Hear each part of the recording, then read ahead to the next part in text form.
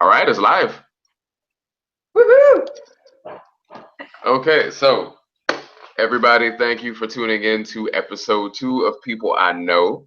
I would like to totally introduce somebody who I've known for a while. I guess you could say they're near and dear or whatever. But no. In all seriousness, this is a very impressive, very remarkable young lady. Her name is Fedora.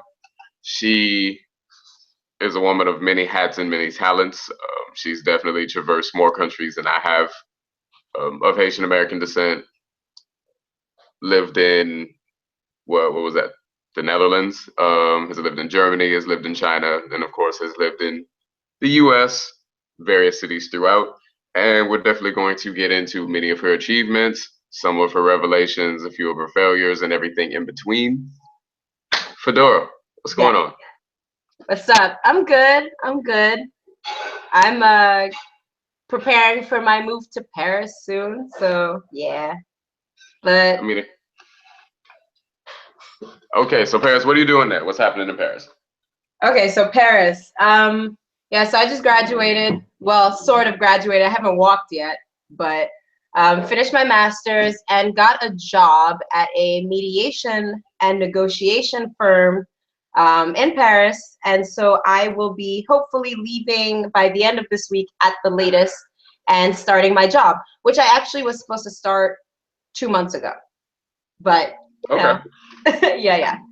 So So it'll we be, have a lot of talking points right there. Like, all right, so going to Paris, first and foremost, you finish your education or another step in your education. I'm sure you'll go back to school, a few more times in this lifetime. What school were you at? What were you studying? all right. So weird turn of events. So, I mean, I did my bachelor's, at UCF with you. And then somehow I ended up going abroad. So I found a master's program that's a dual master's. Okay.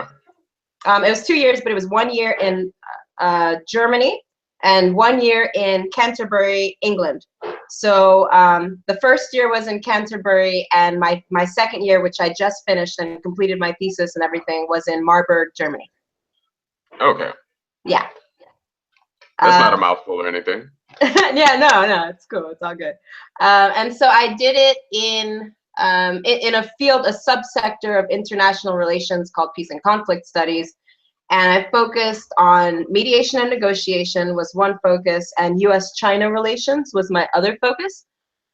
And then throughout that time, I did a mediation competition in Paris, which I told you about, and that's how I got the job that I've now been offered. Oh, wow. Okay. So I guess my biggest question is what motivated you to do all of that? Was there an aha moment? Was this something that you knew you always wanted to do? Or, you know what I mean? Was there a sequence of steps? What was the seed that was planted that made you decide to, go forth and spend 2 years of your life split between one place that pretty much is always raining and another place that apparently makes really good beer? Right. Well, I mean, okay, so I would love to sit here and be like, oh, ever since I was 5 years old, I totally knew I was gonna go and study in Germany. But that would be a lie, right? So I have my life has kind of had a really strange way of working out. I can plan 15 steps ahead, and I won't even get half a step in the direction that I planned to go, right? So when I left UCF, I had nothing lined up here in the States. And that's I told you, that's how I ended up in China, right? So, I completely didn't intend to even study IR in undergrad. That's a whole different story. But I didn't intend to do it. I had to do it. It was kind of out of necessity. Like I needed to graduate because I knew that much. I have to graduate and have something that I can hold in my hands and have an income. So I switched to IR. I looked desperately for jobs in the US, couldn't find anything, saw an ad that popped up about China and ended up going to China for a year. Long story short, loved it, knew I wanted to stay abroad. So I tried to look for jobs in Europe where my parents live, and I couldn't find anything. And one day I was just scouring the internet going, okay, well, if I can't find a job, then I guess I have to go back to school because I need to have, maybe increasing my education will be the key. And Mhm. I stumbled, I kid you not. I mean, I applied for like 4 different grad schools in Belgium alone, and the process was holding me up. Um, for those of you that don't know, which is probably everybody, I was adopted when I was younger, so I lived in Belgium, but the adoption wasn't official, so I never got official paperwork. So all of that was holding me up from being accepted. I didn't have like an actual status in Belgium that's legal and all of that. So I mean, I got desperate, and I don't know, I stumbled upon a program that said dual masters in peace and conflict. And I remember thinking like, I mean, this is not what I had in mind, but it is a subsector of IR, and I did do my bachelor's in IR, so why not, you know? Mhm. And I applied for the program, and I mean, the perk of it being 2 degrees from 2 different countries was definitely a plus for me, because I love traveling, I love to live abroad, I love learning languages, so that worked. But it's not like I was intending to do this. I just kind of applied, hoped I'd get in so that I could improve my education, my educational status, and then the whole point of that was just so that I could get a job and move forward in my life, because I had so much going on and so much baggage and so many things that were really preventing me from moving forward in life and living the life that I wanted, let's say. So I Mhm. knew that I had to take action and do something. I just didn't know what that something would be. Hmm. So I fell into it. But you always knew that there was. Yeah, it's about to say, and that's a really good Cliff Notes version. I imagine that can get far more lengthy than it actually sounded like. So you mentioned the life that you wanted, like that implies sort of dreams and passions. Yeah. What is that life that you want? What does it look like? What does Fedora's world look like in her mind? I mean, it's, you know what, honestly, it's changing all the time. I mean, you and I have had conversations a lot lately. And I've been telling you just how much, thoughts are just changing in my head, and visions of what I used to think I wanted, and like how I've changed a lot just from being abroad the last 3 years now. Um, Hmm. and so, I mean, I can say back then, what I mean by the life that I wanted was just moving forward from a lot of my past issues. And I mean, you know them, but I was really in a place where I didn't even see a future for myself, like at all. I mean, a future Hmm. like tomorrow, not 10 years down the road. I couldn't see past the next day. So I just wanted to be in a place where I could heal from a lot of the things that have happened in my past, and to put myself in a position to where I'm successful enough, and I know we all define success differently, but Hmm. successful enough to take care of what I need to take care of, which in this case is my brother, near and dear to my heart. And he's in a tough spot, and everything that I've done for most of my life has revolved around him. So I wanted to be in a place where I was good enough to take care of him, and Hmm. also to take care of family. I'm Haitian American, so there are a lot of people, that are counting on my becoming successful so that I can help them and reach out to them. So that's kind of what I mean by being the life that I wanted. But now that has changed a lot. I mean, a lot has happened in the last couple of years to where now I say, what do I want? Well, any job will do for now. I want to have experiences, to grow, to heal, to become whole again, that kind of thing. So what I want has been changing, but yeah. It sounds That's like a you're little. someone who's. I need to take a sip of champagne on that, because that was a bit deep. I think we're just scratching the surface. So take 2 sips. All right. All right, we're good. Okay. Cool. So you said a very key word just now, and that was a whole. Right. I know a lot of themes have been coming up lately, between a lot of our conversations revolving around wholeness. What would you say has been one of the major steps in your current transition that has led you to, feeling as though either you're becoming more whole or making you realize that you weren't as whole before? Right. Um, so actually, for me, the revelation came when I was applying for. So I had this job in Paris kind of secured, and it wasn't working completely. There were a lot of setbacks, and at the same time, I was applying for a job in London because I wanted a backup. And long story short, I went through 4 interviews with them total, and I did pass 3 or 4 of them, and then I got held up on the final step. And something about that, I mean, they didn't say that I had failed or that I wasn't good enough. They just kind of said, okay, we have a position in February that you can apply for because you're not quite perfect for this current position. But somehow I heard that as you failed, right?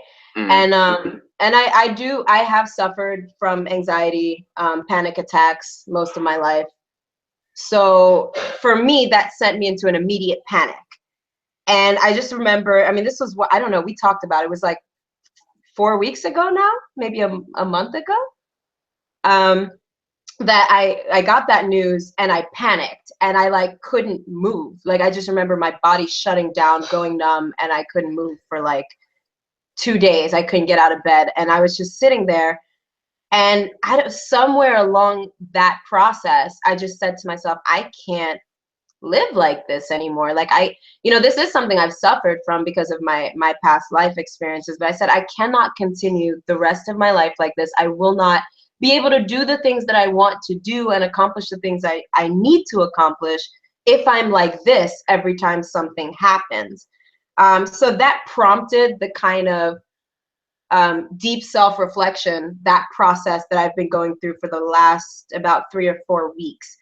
And so that prompted me, first of all, to go see my therapist. I am in therapy. I'm a huge advocate for therapy. I have been in therapy for 5 years now. I think more people should do it, period.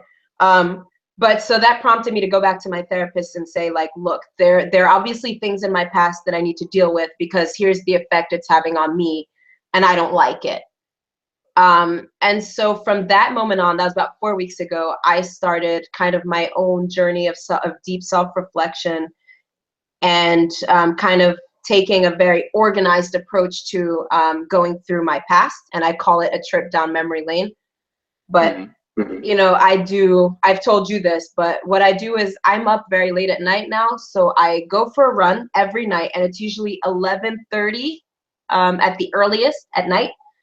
Usually midnight, and I go for about an hour and I play music and I just think, and then when I come back, I write. So I'm usually up until 3 in the morning and I'm writing in my journal, which I have with me right now. And I carry this journal with me everywhere now. So if I have a thought or a memory or something that pops into my head, I just write it down right away. And that way I can kind of track my own progress and also see where I am, what my current thought process is, how I'm progressing.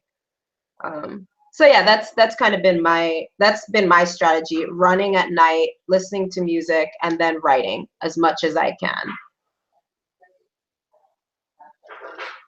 Okay. That's a lot, I know. Yeah, I know. No, that's good. That's good. So just the amount of transitions that seem to be occurring simultaneously, it's impressive. How are you juggling all of this? Well, it's hard. While also, going towards, the pursuit of your own professional aspirations. I mean, you're about to move to Paris soon. And what is that anticipation like? What potential stressors and bits of excitement and uncertainty are you feeling, and how are you using your current coping mechanisms to prepare yourself for that? Perfect question. So the juggling thing, I mean, yeah, you knew me in undergrad, so I'm kind of someone who needs to be busy, right? Like, I have to do 15 million things and be in 20 clubs, and then I'm happy, right? But I mean, the main thing in this journey that I'm going through now has been learning to sit still, like, just stop. Like, you don't have to do anything. What you have to do is think, which is enough. It's a lot because you have to process all your memories. You have to try to make sense of them all. You have to try to understand where you currently are. And yeah, I mean, juggling that with, preparing for Paris, applying for the visa, going through all that. I had to take a trip to Miami, all of that whole mess. It's tough. And I mean, honestly, I'm not going to lie. Like, I haven't been doing it very gracefully. But the main thing that has helped me and you have been a huge part of that, but has been reaching out to my friends. And that means, you know, you're here in the States, but I'm reaching out to my best friends in Germany, my Indian best friend, a good friend in Kenya. I have friends all over the world. I have Chinese friends that I still keep in touch with, that when, you know, I've told them, I kind of prepared them. So when I said I'm going through this process right now and I'm going to need help, I know that I'm going to need help. So if I send out an SOS, it doesn't mean that all of you have to answer me. I'm just sending out an SOS around the world, basically. And whichever one of you answers me first, I can talk to you and kind of unload my burden a little bit. So, I mean, juggling has mostly been a combination of keeping in touch with my friends, having them help with being accountable, and writing. I made like a schedule for myself 2 or 3 weeks ago and just put it on the refrigerator door. And I mean, I'm a person who likes to make lists, but when I get in this kind of mode where I'm being really self-reflective, which can lead sometimes to kind of a mild depression, forget all the lists I've made. I just can't move. I can't do anything. Well, I forced myself to look at that list. It was on the fridge, and I said, every day, let me try to do the following things. And I didn't accomplish most of that list, but at least it gave me a reason to like get out of bed and like try to do something. And so that's kind of, juggling has really been a matter of having my friends around and writing things down. And as far as Paris, I mean, yeah, Paris is going to be interesting.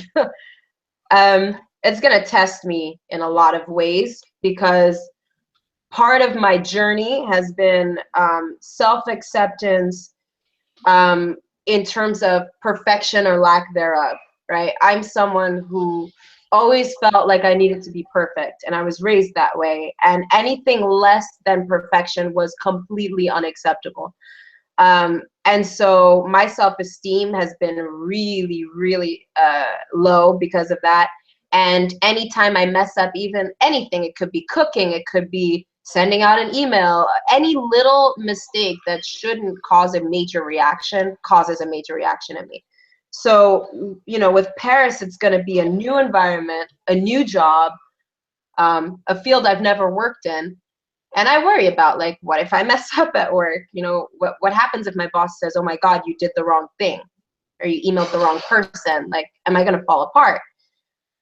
That's part of the journey. Like, that's what I'm working on now. I'm trying to make it so that when I get to Paris, I don't fall apart. I may have a bad moment, but I won't completely break. So, does that make sense? No, that makes tons of sense. I'm really digesting what you're saying. You may fall apart, but you won't completely break, I think was a perfect way to end that segment. Yeah. Additionally, I think you definitely open up the conversation for the next segue, which is friends around the world.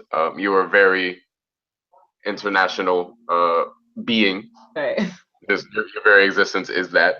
And I definitely want to dig a little deeper into that aspect of life. So for those who don't know the illustrious Fedora Filippo, in addition to being a bit of a polyglot, she also curates for Travel Noir. Love that platform. Yeah. I mean, how did that come about, man? Like, let's get into that. Let's talk about it. Yo, so yeah, I mean, that was kind of a case of being in the right place at the right time, which rarely happens to me. Yo, I'm just saying. But that was a pure like case of luck that I usually don't have in life. So like I told you, after UCF, I didn't know what else to do with my life. You know, everybody else is complaining like, oh, we can't find jobs and we're gonna apply here and apply there. Well, I saw the ad about teaching in China. Oh, at the time I was applying for the Foreign Service. That's what happened. And that process was taking forever and a day. And I was like, well, not get me started. Let's not go down that road. Yeah. Let's not. I would need champagne for that. Okay, I need to take a sip for that. Yeah, handle that. But libations, yes. Right. So I said, okay, you know what? In the meantime, let me try to find a job that will actually happen sometime in the next like couple of months, not 2 years down the road.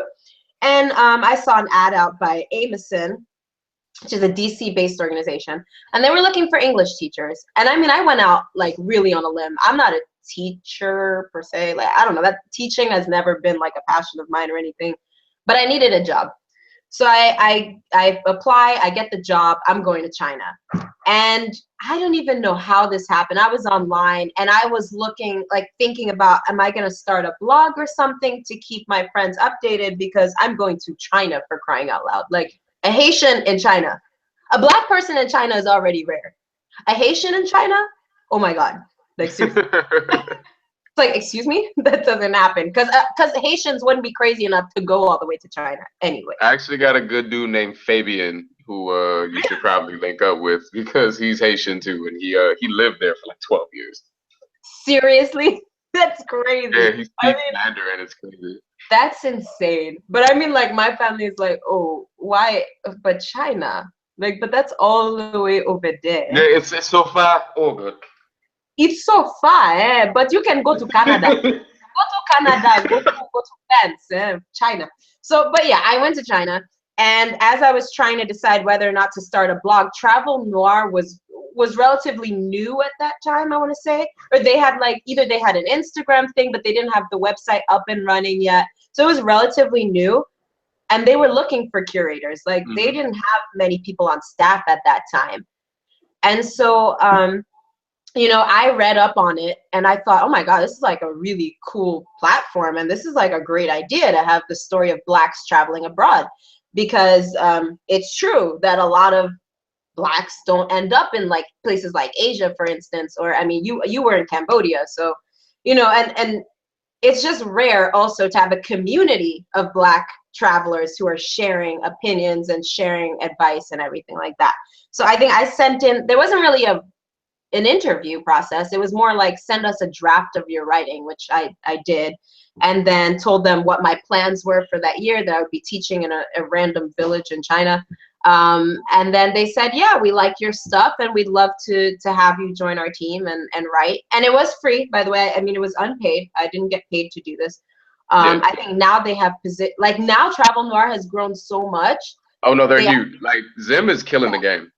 It's crazy. Yeah, they have like internships, right? They have like a fellowship program. They have a travel program.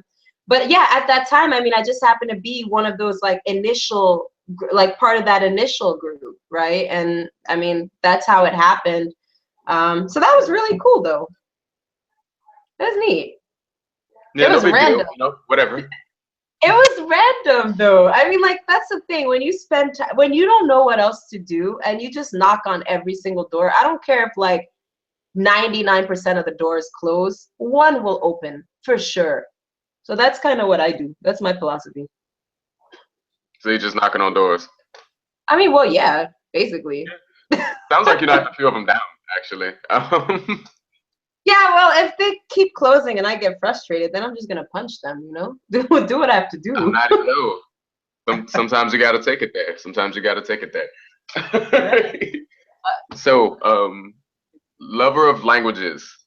How many languages do you currently speak? I say currently because I'm sure you're gonna pick another few up. But what's the count right now? It's funny.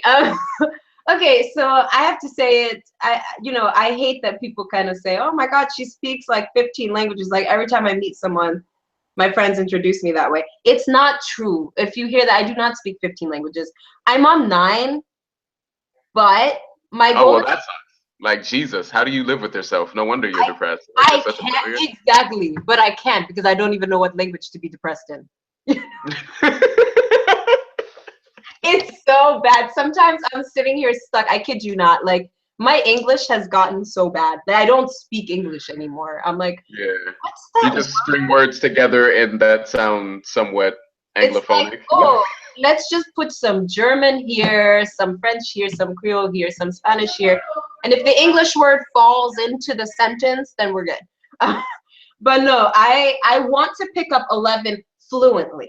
Okay, so I'm gonna disclaimer, I don't speak all 9 fluently, okay? When I say I speak 9, that means I can go to these countries and I can have a conversation with somebody in the street, you know, relatively okay. But I wouldn't say I'm fluent in German, even though I have lived there for a year, but I wouldn't say I'm fluent in German.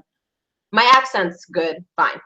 But I speak 5 fluently, and then the other 4, I have varied experience reading, writing, and speaking, which are Arabic, German, Japanese, and I can't even remember what's the other one. Oh, Mandarin. See, there you go. And then I'm hoping to pick up Hindi, maybe Urdu, and I'm not sure yet. There's an open spot. We'll see.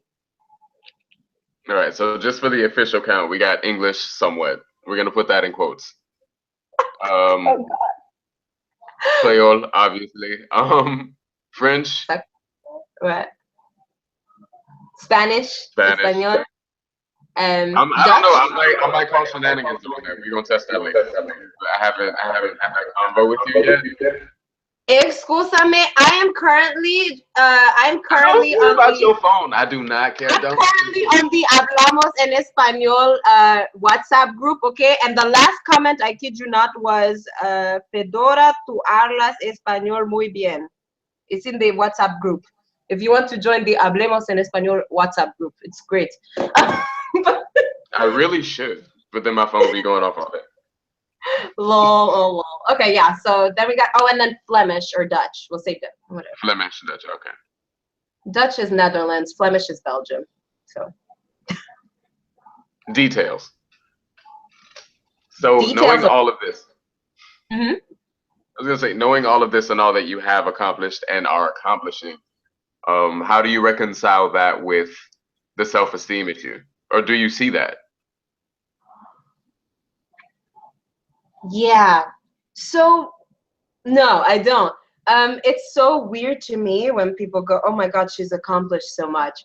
I actually hate that. I hate that phrasing. I hate the tone with which people say that, because it's almost like they're impressed. They're impressed without reason, I would say, right? You know me, you know, like my life situation, kind of my story, where I came from to do all this, how I've kind of stumbled into these situations, and they didn't come easily at all. Like I had to fight and fight and fight just to get to this point. And then people take it, they don't see what was lurking in the background. They just kind of see the facade and go, "Oh, she's so amazing. She went to China, went to Germany, went to the UK, and got these master's degrees, and how amazing."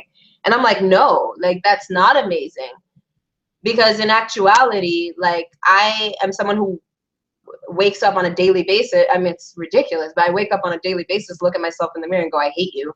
You're awful. You're horrible. You're ugly. You're worthless, and you're stupid." So it's really weird, because people who don't know me on a deep level will say that I'm overconfident, almost. Like a lot of people say, yeah. "Oh, you." I mean, we had that conversation. But like people who don't know me are like, "Oh, she comes into the room, she's so confident." And she just radiates this confidence, to some people say to even a point of arrogance. we don't care about those people. We don't. We gonna let them say what they say off in the corner, because they're gonna say that regardless. But yes. It's so true. But no, it's weird, because I do live in this dichotomy of a world where people who see me on the outside say it's amazing and I'm really incredible and blah blah blah, but I wake up and I don't feel that. And so that's exactly what my current process is all about. It's about trying to get my brain, my mind to accept, to believe, to basically to break down and tear down the wall and the barrier that my background and my past created. And that wall, that barrier, stops me from really seeing the truth of the matter, if there is such a thing, if we can say the truth, but to at least see objectively from the outside that, oh my God, you are a great person. Regardless of what other people say, whether they think you're great or not, you are great just for being you. I can say that now. I can say that sitting here talking to you right now, because I'm in an okay mood. But when I hit like these moments where my lowest lows, where I'm like, it's 2 a.m, I'm still writing, it's 3 a.m, I still can't sleep. I mean, you could sit there and say I'm amazing all day and I still won't believe it. And I'm crying saying I am awful. I am such a piece of shit, So, I mean, it's crazy. I'm still going through this process, and it's going better. I mean, it's going better, but it's going to be a journey. So, yeah. And it always is. I don't really see it. I think the process of sort of, sorry, that was about to be a Spanglish moment, but like echando o botando su basura, Mm, like you have to clean that out. And sí, for the exactamente. yeah, no, no, and you have years of that process. Like Mhm. I don't want to say it's going to take years to reverse because that implies that you're going backwards. It's just you have to learn how to deal with that energy and put it somewhere. You mentioned writing, you mentioned running. Fitness is always a great exercise. Spiritually, do you have, some type of practice that you use to sort of balance that out during those low moments? I mean, that's I mean, that hits a really tough point, a sore spot for me, because I did, I mean, I'm kind of in the middle of figuring out spiritually where I stand. For background, I grew up both Catholic and Protestant. I went to Catholic school for a few years. And then sorry, hold on one second. I'm having some weird thing happening with the computer. But I also went to a lot of Protestant churches. And so I grew up very deeply active in the church community. I was youth choir leader, I was choir director. And I've since walked, I mean, I don't like to say I walked away from the religion because I'm still figuring it out. So what I've done more is a lot more kind of meditation, but it's not like, complete meditation. But it's like it's meditation in my own way. um, I do use guided meditation sometimes to help me sleep when I can't sleep at all. But I'm not someone but I can't clear my mind. Like I have issues with clearing my mind. That's one of my problems, suffering from anxiety and all. So it's really hard for me to just like sit there and just like close my eyes and try to meditate. I can't do that. But I use the guided meditation. And then for me, the writing and the self-reflection is my own form of spirituality. It's connecting with myself and trying to connect with like the deepest parts of me. And to me, I think like I can't even connect to the earth in my own view. I can't even connect to the earth or any other elements outside of myself until I connect with myself. And so to me, that's my own form of spirituality right now. Yeah, if you count that, I don't know. That sounds pretty legit. The process of self love is a very big foundation.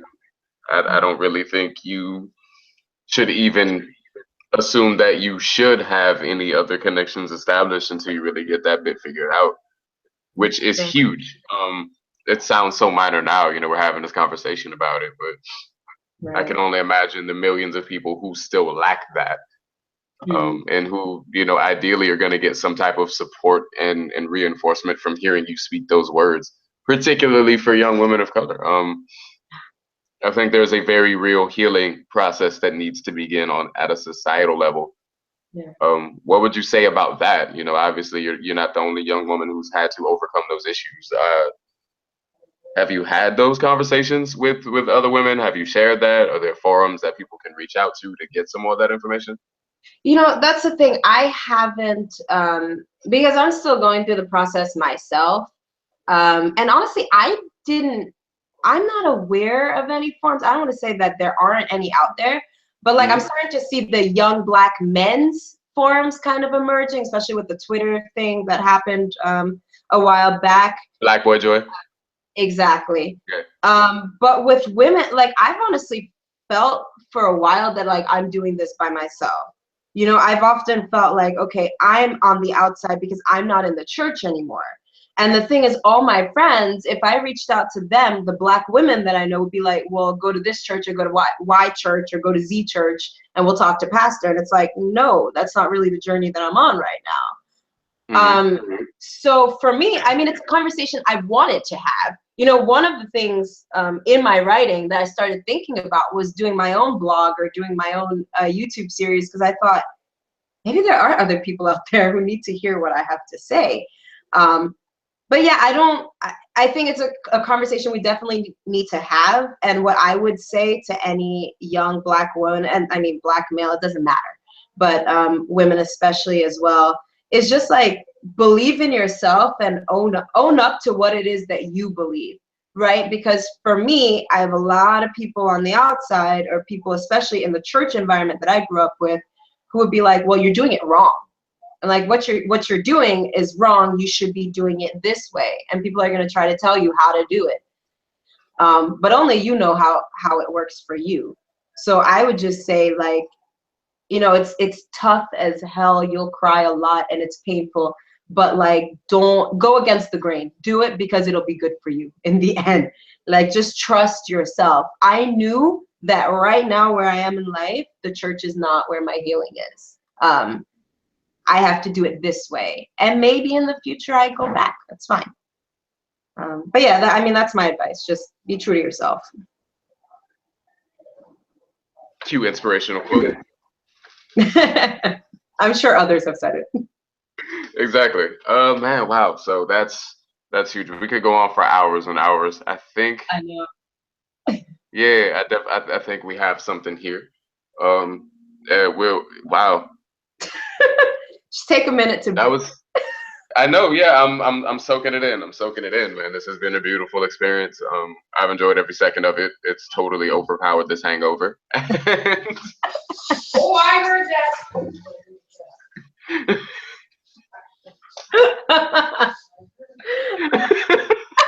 I think I'll be That's hilarious, hungover classic. tonight as well, but it's good too. I know. That's part of the Yeah. reflecting process. I tell you, nothing helps as much.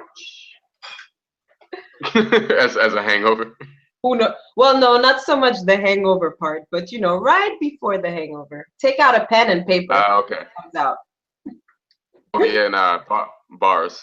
All those come out. All the bars come out. Right. Oh man. All right, Fred. All It's right. been a legitimate pleasure. Same. Thank you for sharing. No All right, problem. how can the people find you? Find me on Facebook. Okay, well, you know what though? It's hard to find me on Facebook because of my last name.